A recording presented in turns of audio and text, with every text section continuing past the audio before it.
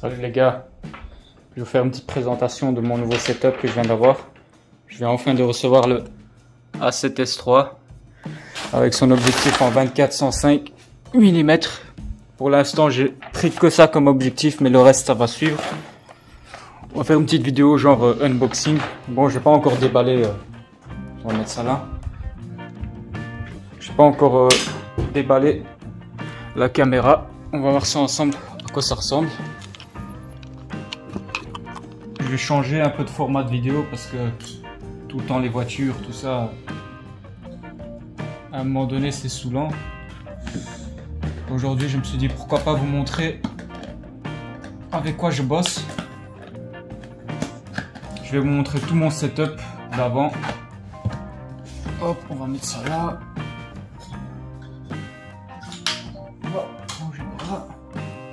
Donc ici, je viens d'ouvrir la boîte. Ça se présente comme ça.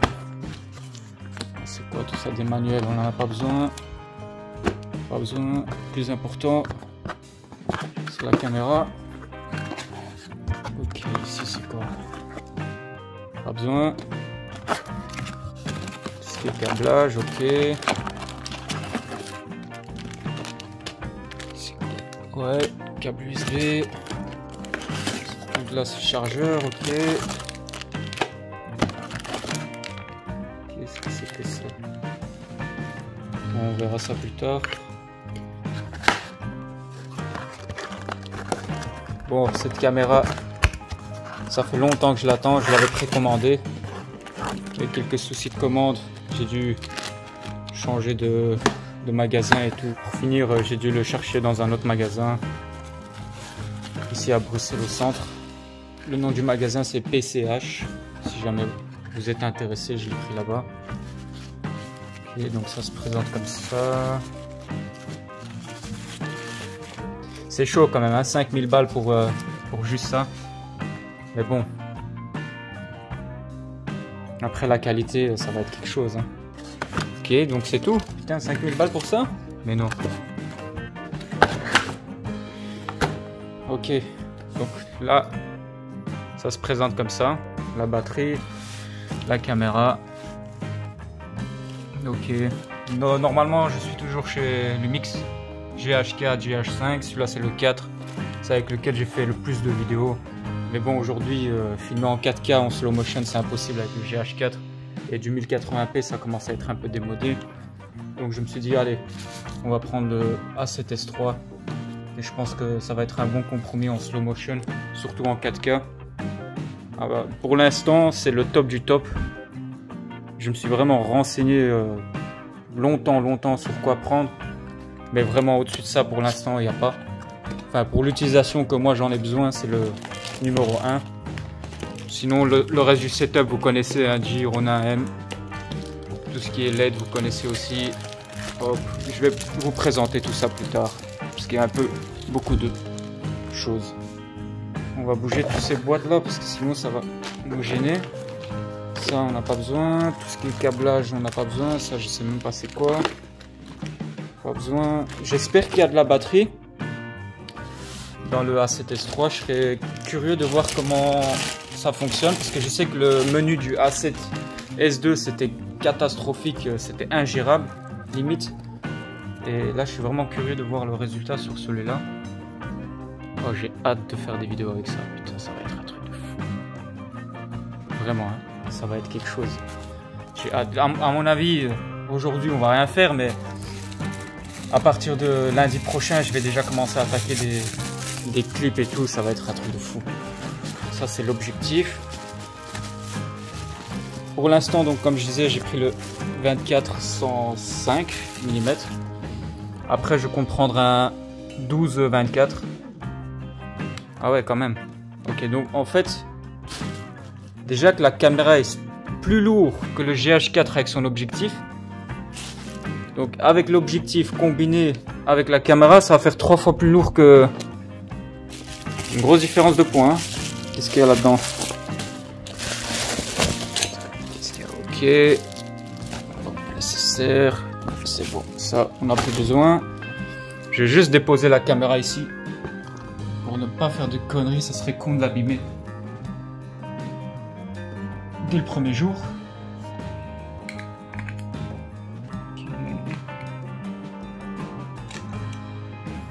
Ça se présente comme ça.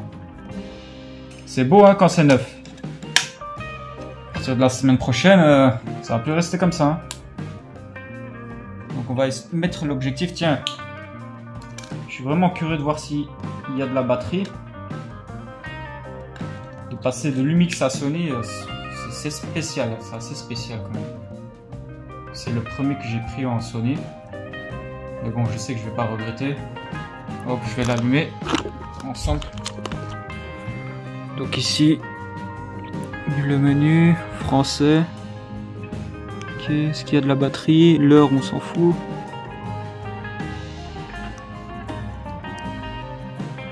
Ah ouais, quand même, 77% de batterie. Ah là, on est tranquille, c'est bon alors. C'est magnifique. Mettre ça là. Je vais mettre l'objectif déjà. Et on va voir comment ça se présente.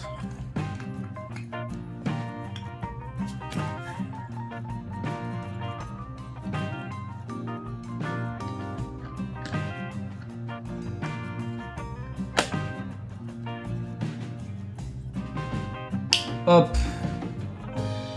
Ah ouais. Ah ouais. Là. Plus ça. Plus le stabilisateur.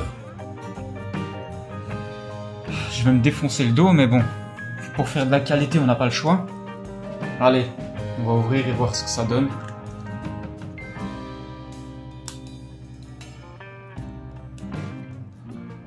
Ah ouais, putain. Ah mais juste déjà comme ça, j'ai rien touché, j'ai allumé, elle était déjà en mode séquence movie, donc tout est réglé en mode automatique là d'après ce que je vois. Mais juste déjà à la main, la caméra elle est tellement stabilisée, j'ai l'impression qu'elle est déposée sur le Ronin M. Donc il y a vraiment... Ah ouais mais non, niveau qualité en basse lumière c'est extra. C'est incomparable avec le GH5 et le GH4. Là, on est vraiment juste comme ça sur le petit écran. Je vais essayer de vous montrer. Je sais pas si ça va se voir, mais on est sur une qualité d'image en low light. Hein. Donc là, je suis vraiment en low.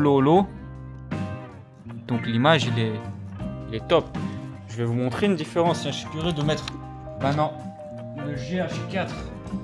Après, même si c'est pas comparable, mais j'ai pas le GH5 sous la main pour vous comparer, mais plus ou moins, vous allez voir la différence. Hop. Pas de carte mémoire, on n'en a pas besoin. Ici, je vais mettre en mode standard direct pour vous montrer la différence. Tac. Focus. Est-ce que c'est possible de le comparer côte à côte? Donc, on va filmer par là. Avec celui-là. Ah, il faut toujours configurer le menu. C'est pas un problème.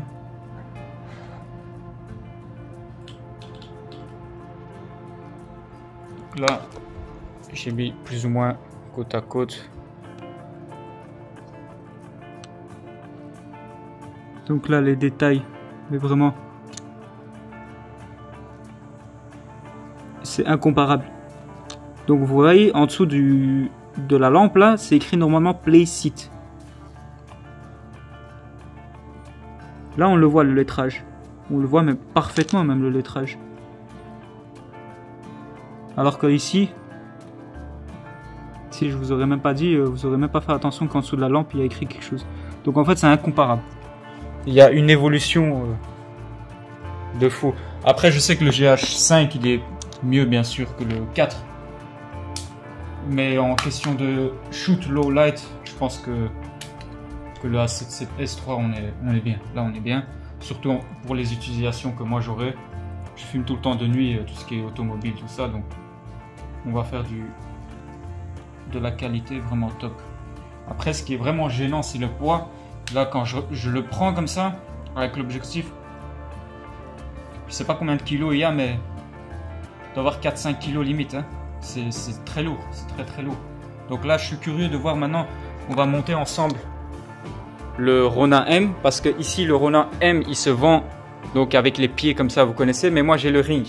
Donc avec le ring ça veut dire qu'on le tient tout le temps en main avec les deux mains, tout droit, et là ça va être compliqué. Donc je vais le monter avec vous, on va juste éteindre la caméra pour pas user de la batterie. Je suis curieux aussi de savoir est-ce que le A7S3 fonctionne avec le Aputure. Donc on va tester ça directement maintenant. Donc c'est ça l'écran avec lequel j'utilisais avec mon ancien setup pour voir quand je shoot par exemple en rolling shoot, pour voir ce que je suis en train de filmer plus ou moins. Donc j'ai besoin du câble. Hop, il y a déjà une batterie, mais est-ce qu'elle est chargée? Je pense que c'est plat. Bah ouais, c'est plat. Au moins on a eu la chance. La caméra de la batterie, ça c'est normalement à chaque fois qu'on achète une caméra, la batterie elle est toujours plate. Celui-là j'espère qu'il y a un peu de batterie dedans. Qu'est-ce que ça met du temps? Je vais déposer la caméra le temps de faire ceci.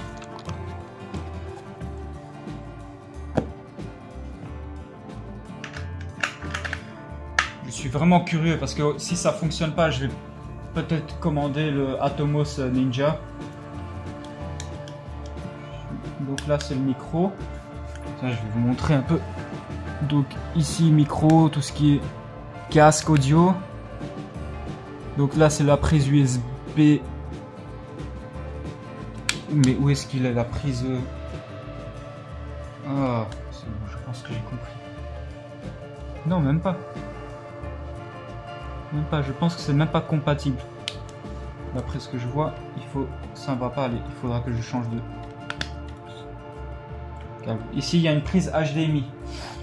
Donc, au pire des cas, il me faudra un câble HDMI à HDMI. Parce que... Qu'est-ce que c'est que ça? Comment on ouvre ça? Donc j'essaie d'ouvrir un truc ici, mais... A few moments later.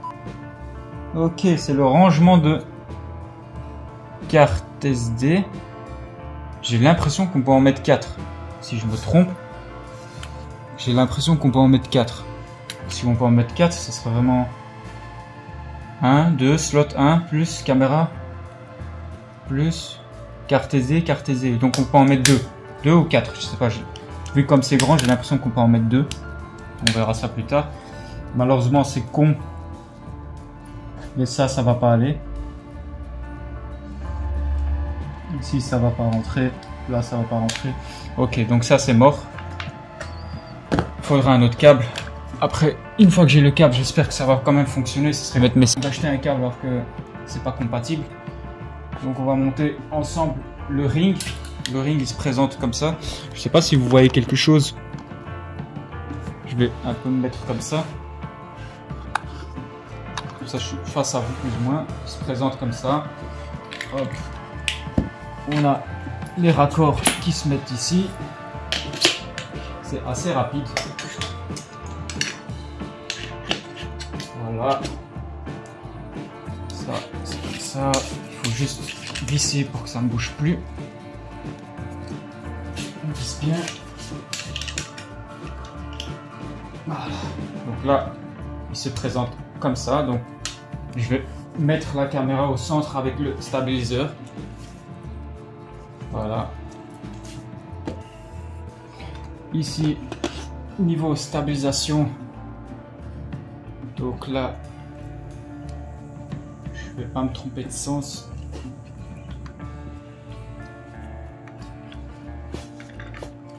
Pas pratique, hein.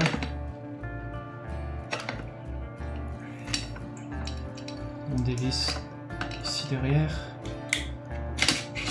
Hop, une fois que c'est clipsé à l'intérieur, ça devient plus ou moins comme ça. Si la batterie viendra là, je vais juste bien tout visser. Il n'y a rien qui bouge. Donc normalement j'ai l'écran qui vient se mettre ici. Je vais pas le mettre tout de suite parce que ça sert à rien, il fonctionne pas.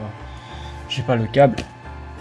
Donc ici on va déjà mettre le support pour le mettre sur le stabilisateur.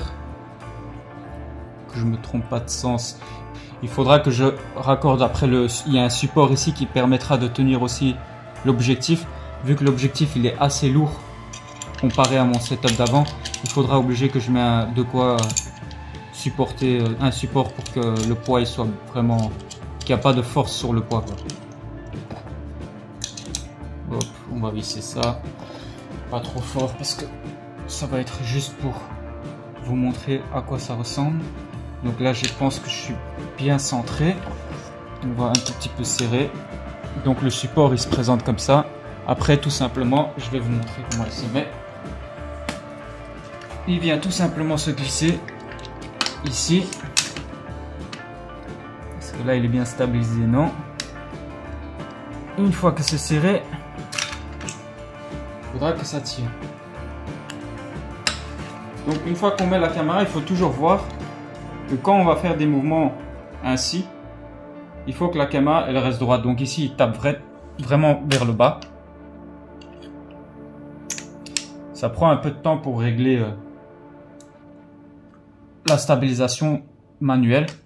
Après il y a l'électronique qui gère, mais j'ai pas trop envie d'user sur les moteurs, donc je préfère qu'il soit déjà stabilisé parfaitement sans qu'il soit allumé. Donc ici il va un peu vers la gauche, sinon il est bien aligné.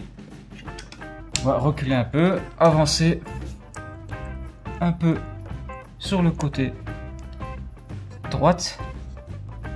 Donc est-ce que là il va tourner? Là il tourne trop. Là il tourne plus du tout. On va le bloquer. On va le bloquer. Hop. Là je pense qu'on est là. Nickel. Donc en fait ça se présente comme ça. Tout simplement. Je vais mettre le moteur une fois. Comme ça vous voyez à quoi ça ressemble. J'espère qu'on voit quelque chose au moins. Je vois rien à la caméra. Ça va. Là j'ai un peu de batterie. J'ai vraiment hâte de faire un clip. Je vais directement attaquer la semaine qui arrive. Parce que là ça va être un truc de fou niveau qualité. Je pense qu'on est bien. Là c'est allumé. Donc il se présente comme ça. Donc là il est allumé. C'est le Ronin M. Si jamais vous êtes intéressé. Coûte un peu cher mais vous voyez. Niveau stabilisation perso il n'y a rien de mieux que ça. Après vous avez le MX. Mais le MX c'est pour une utilisation... ça sert à... Moi je trouve que ça sert à rien. J'ai déjà essayé, je l'ai vendu, j'ai préféré prendre le M. Il n'y a pas trop de différence. C'est vraiment pour les gens professionnels qui font du cinéma limite. Donc là ça se présente vraiment comme ça. Hop, je vais vous montrer un peu la vue que moi j'ai. Donc là, comme je vous ai dit, déjà juste à une main, je peux pas tenir 5 minutes comme ça sans bouger. Même pas 2 minutes, j'ai presque 20 kg en main. Donc pour filmer ça va être compliqué. J'ai vu des mecs qui vendent, donc il y a un support qui vient se mettre ici. C'est un sort de sac à dos. Donc un sac à dos que tu mets. Et il y a une tige comme ça derrière qui vient. Et tout le pont en fait il est supporté sur le dos. Après, est-ce que ça en vaut la peine? Je pense pas. Je pense que c'est vraiment pour les gens qui tiennent 4-5 heures à shooter quelque chose, mais moi à chaque fois je peux le déposer. C'est pour ça que j'ai mis les pieds, c'est que quand je suis fatigué, je tiens plus, je peux faire une petite pause en le déposant par terre. Mais après il faut faire vraiment attention quand vous le déposez dehors. Ici en Belgique vous savez il y a tout le temps du vent, la plupart des temps la caméra elle tombe, et si elle tombe c'est fini. Là vous venez de perdre 5000 ou voire 10 000 euros, parce qu'ici niveau setup on est plus ou moins dans les 5 chiffres avec tout ce qu'il y a. Donc ça serait con de le faire tomber. Niveau manette, donc ça c'est une manette, je trouve ça c'est par contre très mal fait de leur part. Ça c'est du Ronin M. La manette est énorme pour l'utilité que ça a, donc ça permet de bouger. Donc exemple, je suis pas sûr que là je suis en... Voilà, donc en bougeant les boutons, je peux bouger la caméra vers le haut, vers le bas, et ça va rester. Je peux augmenter les vitesses de la stabilisation, ralentir, ou l'utilisation, si je veux que la caméra quand je vais bouger, bah, il bouge avec moi, ou si je veux que bah, il reste statique, il ne bouge pas même si je tourne avec la caméra. Je vous présente un peu tout le reste du setup. Ici c'est le GoPro 7 Black. Perso je l'ai jamais utilisé. Je l'ai acheté quand il était sorti, j'ai jamais utilisé, ça sert à... j'ai pas trop l'utilisation. Ici niveau filtre, donc niveau filtre j'utilise celui-ci. Perso pour l'instant j'utilise pas trop. Hop. Perso j'en ai pas besoin. J'ai le 714 que j'ai utilisé une fois. Alors que ça fait un an que je l'ai. Ici quelques autres rolls que j'utilise jamais. Niveau drone pour l'instant pour dépanner, j'ai celui-là parce qu'il est super petit, il est plus petit qu'une main. C'est vraiment pour dépanner, sinon après il y aura autre chose. Ça c'est des supports qui viennent se mettre autour du drone. Donc au cas où si les hélices ici touchent l'arbre ou quelque chose, où il tombe le drone, ça permet de protéger. Parce que j'en ai déjà cassé un. Je l'ai utilisé une fois, il a fini dans un arbre, il s'est cassé. Et en utilisant la protection là, ça protège un peu. Donc là niveau lighting, donc on m'a beaucoup m'ont demandé niveau lumière. Donc ici la lumière que vous voyez là, c'est ça.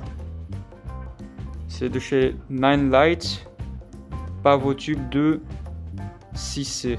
Donc beaucoup m'ont demandé c'est quoi ces lumières là. Je vais l'allumer avec vous, comme ça vous voyez à quoi ça ressemble. Sincèrement c'est le top, ça coûte super cher.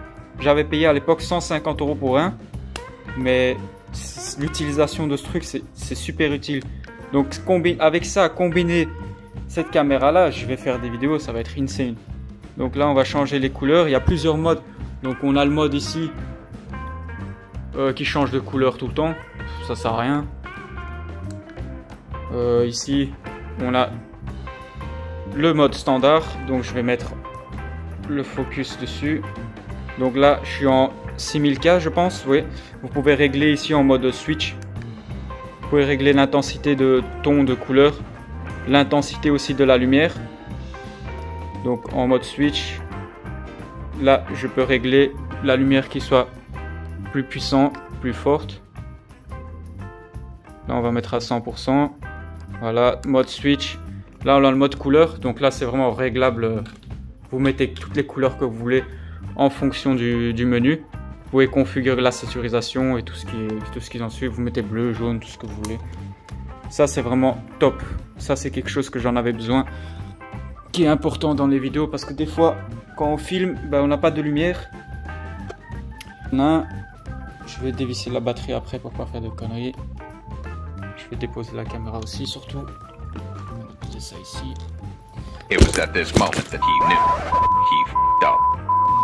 C'était sûr, hein. On va déposer ça ici. Hop. Je vais juste dévisser ça, parce que je suis curieux de voir un peu le menu, comment il se présente. C'est vraiment lourd, hein. La caméra est vraiment lourde. C'est pas... On va le faire tomber sur le PC.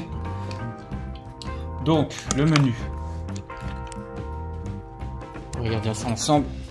Je suis vraiment curieux. Donc on allume. Ah mais me dis pas qu'il va me demander à chaque fois de mettre la date et la langue. Ok. Niveau menu. Comment on rentre dans le menu? Ici j'ai des modes. 24 hours later. Ok, mode auto. À quoi ça sert ce bouton? Ok. Donc là, il faut appuyer sur ce bouton là pour tourner les modes. J'étais en train d'essayer de le tourner, je comprenais pas. Donc il faut vraiment appuyer sur... Il y a un petit bouton en plein milieu. On est obligé d'appuyer pour tourner les modes. Donc ici, là, je suis en train de voir un peu les modes qu'il y a. Bon, là, c'est base. Là, c'est du automatique. Ok, mode P, mode A, mode S, mode M, mode movie. Bon, bref, ça, je dois faire de toute façon le réglage manuellement. Je vais mettre mes settings ici. C'est pour régler la lumière, sans doute, l'intensité de bien ça. Ça c'est quoi? C'est le ISO. Ouais, ici on a le ISO. Ouais, pas besoin. Bon, il y a plein de boutons ici que je comprends un peu. Je comprends pas. Donc là, ça c'est quoi? Il y a un bouton noir là. Ici là. Je sais pas à quoi il sert. Sans doute peut-être pour prendre des photos. C'est un autre bouton pour prendre les photos par là et par là. Je sais pas, je verrai. Ça plus tard. Sinon en vrai, la qualité, il est vraiment...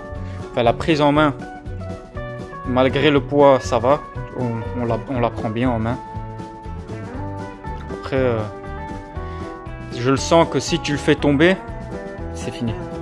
C'est tellement lourd, c'est que tu le fais tomber, je pense qu'il se décompose en 4 morceaux directement. C'est vraiment dommage. Je m'attendais à quelque chose assez léger quand même. Mais bon, c'est une question d'habitude, c'est que je me suis habitué sur trop léger. Maintenant, on va passer au moins sur une qualité au-dessus. Niveau menu, donc. Niveau menu, comment on rentre là-dedans? On va tester ça ensemble. C'est pas là. Niveau d'enregistrement d'audio. Ok, j'ai une sorte de menu.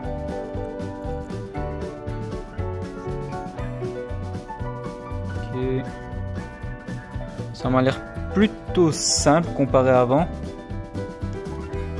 Au A7S2, parce que j'avais regardé plein de vidéos sur YouTube. Donc il y a carrément un bouton menu, donc tu peux pas le rater. Réglage des films. Qualité d'image. Non. Là quand je vois la différence entre... Non, ça va, ça se présente plutôt, ça m'a l'air simple. C'est pas trop compliqué. Ici à droite, ah ça c'est top ça. Donc à chaque fois que vous allez sur un, par exemple qualité d'image, à droite il y a déjà tout noté. Donc, avant il fallait toujours par exemple aller sélectionner le dossier, sélectionner le dossier suivant et après en bas, donc ici en haut souvent c'était en bas, il y a le détecteur là, quand je passe ma main il s'éteint. Je me demande, c'est pas ça? Si. Donc là, ok. Non, je sais même pas ce bouton là. Bref, ça je vais voir après. Donc comme je disais avant, niveau menu, c'était pas top. Ça mettait trop de temps à essayer de chercher ce qu'on voulait faire, à trouver le dossier, à modifier tout ça. Mais ici, ça m'a l'air plutôt simple. Ça, je vais passer ce week-end à modifier, à configurer la caméra comme il faut. Comme ça, cette semaine, on attaque directement la vidéo et les clips. Les vidéos et les clips. On va éteindre ça. Non, c'est top. Sincèrement, je suis content. J'ai hâte de voir juste le rendu. Avec le 24-105. À ce qui paraît, c'est un des meilleurs objectifs. On verra ça. On verra ça. Mais je pense que c'est une belle combinaison. Là, avec tout ça, on a de quoi faire de bons projets. Beaucoup m'ont demandé aussi à propos de tout mon setup en sim racing, niveau setup PC, niveau setup des volants. Donc, niveau volant, j'ai le volant ici de la BM GT. C'est celui-là que vous avez vu dans les vidéos là que j'ai publié 2-3 vidéos. Celui-là, j'ai pas encore essayé. Le volant de la Porsche, je viens de le mettre, j'ai pas encore pu l'essayer. Niveau setup, je suis en full Fanatec. Donc Fanatec partout. Le playseat, c'est un playseat standard playseat que je vais changer. Ça va dégager. Je vais mettre un DOF 3 ou 4. Donc c'est les sièges motorisés, donc qui bougent en fonction du jeu. Niveau casque, j'ai le Oculus Rift S. Pour les gens qui m'ont posé pour la question, qu'est-ce qu'une GoPro fout sur le casque? Bon, en fait, c'est avec ça que je fais les green screen. Donc c'est avec ça que j'intègre le volant dans le jeu. Donc ici, je mets tout un support green screen, donc tout ce qu'il y a ici, ça devient fermé. Un green screen, c'est quoi? C'est un fond vert en fait. C'est un fond vert ici, donc que je mets avec les supports en métal autour. Donc je me crée une sorte de cabine où là, il y aura juste à partir de là le fond vert et il y a juste le volant qu'on voit dans le fond vert. Et avec la caméra GoPro, je filme les séquences avec la main comme ça, que je fais un montage, j'intègre dans le jeu vidéo. Donc dans le jeu, je désélectionne niveau settings je vais tourner la caméra dans ce sens-là. Donc je désélectionne dans les settings de quoi, pour que dans le jeu on ne voit pas le volant ni les mains du joueur, donc dans le jeu. Et de là j'intègre en green screen en faisant un chroma key vert sur After Effects par exemple, ou sur Sony Vegas ou Premiere Pro, peu importe l'application que vous allez utiliser, le programme. Vous intégrez les séquences filmées avec la GoPro, avec le jeu, et puis ça donne un petit mélange réalité virtuelle. Ça c'est plutôt pas mal. Et si vous voulez voir le rendu, il y en a dispo sur ma chaîne. Il y en a deux, je pense, une avec sur Spa-Francorchamps et une autre avec la Porsche, ou je sais plus c'est quoi, mais il y en a deux. Et c'est plutôt pas mal. Les gars, sinon sur ce, je vous souhaite une bonne journée. Merci d'avoir regardé cette vidéo. J'ai essayé de changer de format un peu. Comme ça, vous voyez aussi avec quoi je filme et tout. Pour l'instant, j'ai rien fait comme niveau vidéo, mis à part une vidéo que j'ai fait avec la BM135i jaune. Alors, cette vidéo-là était vite fait. J'ai en plus utilisé le GH4 en nuit, sans lumière. Donc, c'était catastrophique. C'était un galère totale. Mais avec celui-là, ça va être du top. J'ai une autre vidéo qui va arriver cette semaine aussi. Je pense normalement le week-end prochain. Une vidéo de detailing. Et cette vidéo, c'est une belle vidéo. Encore une fois, j'ai filmé avec le GH4, j'avais pas le choix à ce moment-là. Mais là, je me suis démerdé avec les jeux de lumière et tout pour faire une belle vidéo. Et ça va être vraiment top. En plus, dans une galerie et sur une voiture vraiment mythique. Ça, de toute façon, vous avez vu un peu les stories sur Instagram. Je vais publier ça samedi prochain. La vidéo finie, elle fait 11 minutes. 11 minutes de séquence de taré. Vous allez kiffer ça, ça va être une dinguerie. Allez les gars, merci et à la prochaine. Ciao.